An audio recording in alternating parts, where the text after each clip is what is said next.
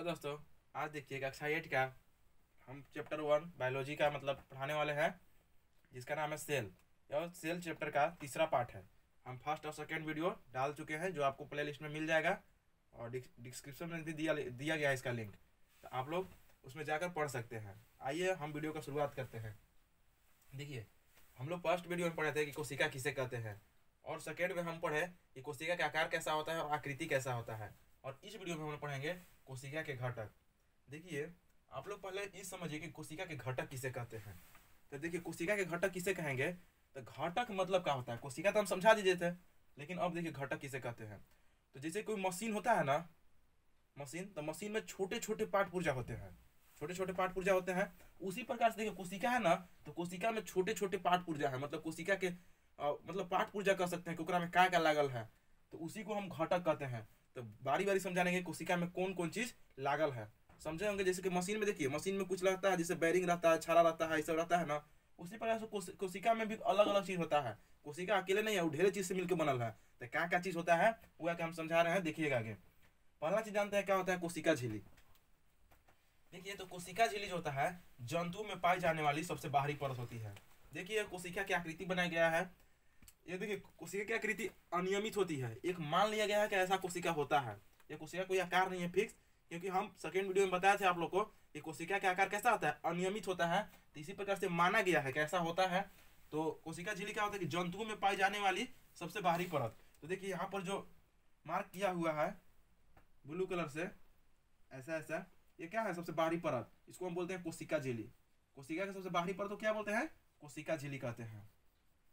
अब आगे जानते हैं, लेकिन एक चीज याद रखिएगा, यह है जंतु कोशिका में, लेकिन अगर वही कह देगा पादप कोशिका में, तो पादप कोशिका के सबसे बाहरी भित्ति को, मतलब बाहरी संरचना को कोशिका भित्ति कहते हैं। आगे हम बताएंगे कि कोशिका भित्ति का क्या काम रहता है, लेकिन हम क्या बोले कि जंतु कोशिका में, अगर जंतु कोशिका में कहेगा सबसे बाहरी संरचना, तो उसे हम बोलेंगे कोशिका झिल्ली। लेकिन वही बोलेगा पादप कोशिका में, तो क्या होगा, कोशिका भित्ति हो जाएगा। तो आगे समझते हैं कोशिका झिल्ली के कार्य। देखिए, कोशिका झिल्ली क्या होता है, तो मतलब समझ गए कोशिका झिल्ली क्या होता है। अब पढ़ेंगे कोशिका झिल्ली के कार्य।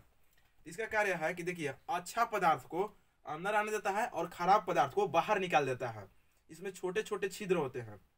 जो कोशिका झिल्ली होता है ना, उसमें छोटे छोटे छिद्र युक्त होते हैं। और ये क्या करता है कि अच्छा पदार्थ को क्या करता है, आने देता है, और खराब पदार्थ अगर शरीर में रहता है ना, तो उसको बाहर कर देता है।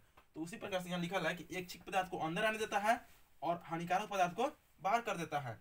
और इसी कारण अगर ये जो गुण है ना, कि अच्छा पदार्थ को अंदर और खराब पदार्थ को बाहर, इसीलिए इसे चयनात्मक परगामी झिल्ली भी कहते हैं। क्यों कहते हैं चयनात्मक परागम्य झिल्ली, क्योंकि इस पर एक क्वालिटी है। क्या क्वालिटी है कि अच्छा पदार्थ को अंदर आने देता है और खराब पदार्थ को बाहर जाने देता है, इसलिए इसको चयनात्मक परागम्य झिल्ली कहते हैं।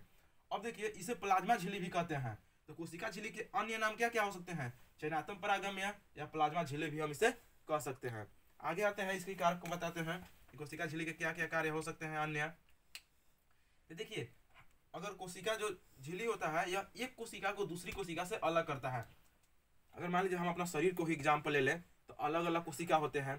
तो अलग अलग कोशिका होते हैं, तो सब कोशिका के में सट न जाएगा, तो ई कमवा कौन करता है कि नहीं सटे, तो ये कोशिका झिल्ली एक मतलब कि देखिए क्या कर देता है, एक निश्चित आकृति प्रदान कर देता है और उसको एक दूसरे में सटने नहीं देता है। तो यह है कि एक कोशिका को दूसरी कोशिका से अलग करके रखता है, कौन, कोशिका झिल्ली। और यह जो है कोशिका झिल्ली, यह निश्चित आकृति भी प्रदान करता है, मतलब कि एगो शेप दे देता है कि ऐसा कोशिका ई है। मान लीजिए अगर रक्त है तो ऐसा रहेगा, सेल है तो ऐसा, मतलब कि इस प्रकार का कोशिका रहेगा।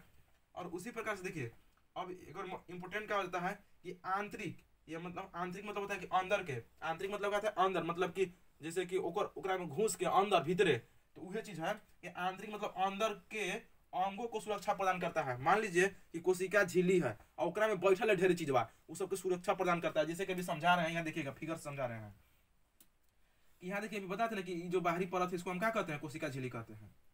और कोशिका झिल्ली के अंदर देखिए, कोशिका झिल्ली के अंदर ये जो सब सामानवा है, मतलब जो पार्ट पुर्जा बोल रहे थे ना, घटक, घटक मतलब पार्ट पुर्जा, जितना पार्ट पुर्जा है, तो एक नाम जानेंगे कि इसको क्या कहते हैं, इसको क्या कहते हैं, इसको क्या कहते हैं। तो वीडियो पर बने रहिएगा, बताएंगे। लेकिन पहले देखिए, कि सामान है तो समझिए सामान है, इस सामानवा को कौन बचा के रखा है, तो कोशिका झिल्ली। तो कोशिका झिल्ली के कार्य में समझ गए हम लोग कि आंतरिक के या अंदर के अंगों को सुरक्षा कौन प्रदान करता है, तो कौन करता है, देखिए जी, ये कोशिका झिल्ली कर रहा है। एक दीवार बना दिया है कि कोई चीज इधर अंदर नहीं आएगा। समझ गए होंगे कि क्या होता है ये चीज। और मेरा वीडियो कैसा लगा, मेरा प्रयास कैसा रहा, आप लोग जरूर बताइएगा। और मेरे चैनल पर नए हो तो चैनल को सब्सक्राइब कीजिएगा। थैंक यू दोस्तों, जय हिंद।